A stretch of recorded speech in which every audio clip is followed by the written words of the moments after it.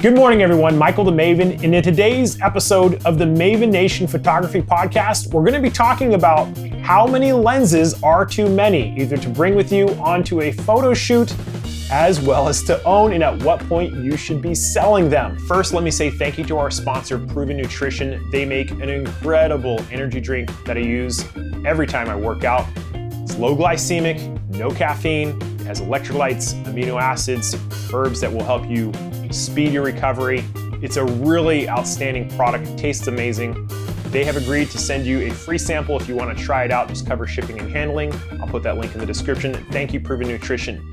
Hicks' law states that as the number of options increase, the time it takes to choose between those options also increases. The classic example is the child who is given too many toothbrushes and is told to brush his teeth. He goes into the bathroom and he's sitting there looking at which toothbrush to choose instead of just brushing his teeth. A wise parent would take away all the toothbrushes but one, and the child now has only one choice, and his decision-making process becomes faster. So this is a problem that happens with gear acquirement syndrome.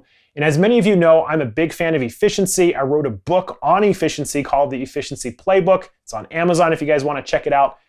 And there's a chapter in the Efficiency Playbook where I talk about a principle called sandbagging, and I use photography as an example.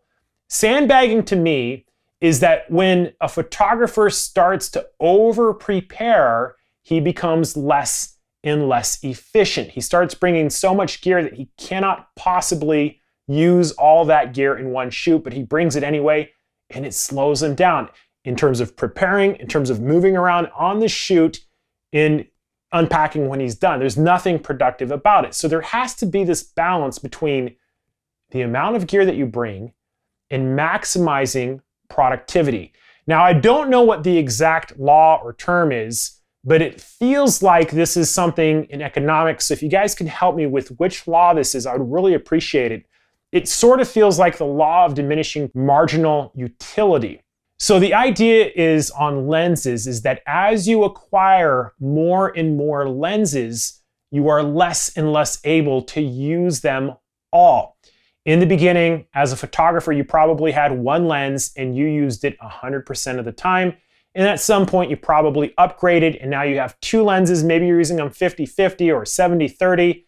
By the time you add the third and the fourth lens, and you become more and more specialized in the type of work that you are shooting in, one of those lenses is going to be used less and less. And by the time you get to 5 lenses for one camera body, almost guaranteed that one of those lenses is not going to be used at all. And that is why, in my personal opinion, for one camera body, the sweet number is 5. So anything over 5 lenses, the probability that you're going to be able to use them all diminishes greatly. Now, there are some exceptions to this rule.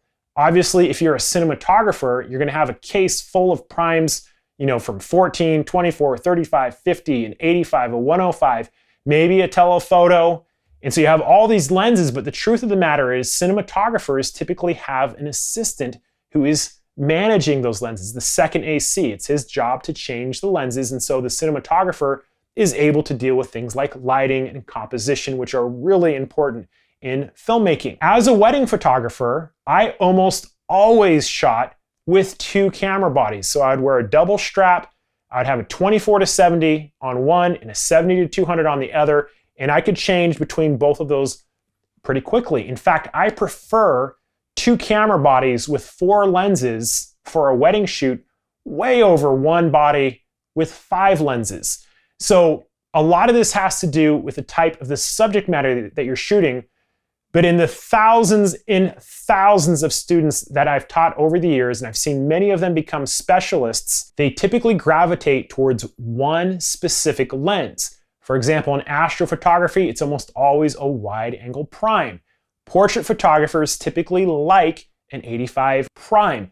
Wedding photographers, they like that 24-70 or that 70-200 because they need to change their focal length a lot. Sports photographers are another great example of somebody that may have to bring in an assistant because they have many focal length requirements. And we often see this at professional sporting events is they may have a second shooter with them and they're literally handing cameras back and forth But in the end, the truth of the matter is that as you increase the number of lenses, you're going to start seeing lenses that are not being used. So the question is at what point should you sell them?